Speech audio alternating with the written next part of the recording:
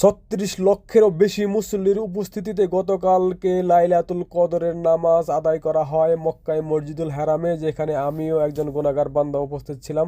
আলহামদুলিল্লাহ, আলহামদুলিল্লাহ, আলহামদুলিল্লাহ।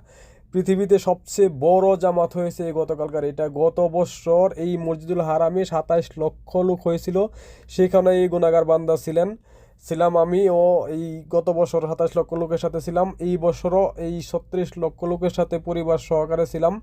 আলহামদুলিল্লাহ, আলহামদুলিল্লাহ, আলহামদুলিল্লাহ। আল্লাহর সবচেয়ে বড় উপহার এটা আমার জন্য।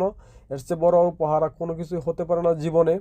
দেখেন, এত লোক হয়েছিল কালকে মক্কাতে, এত লোক হয়েছিল যা লুকে লুকানো কোথাও যাওয়ার মতো সুযোগ ছিল না। আসরের নামাজের সময় থেকেই ভিতরের হেরামের ঢোকার সব কিছুই বন্ধ ছিল।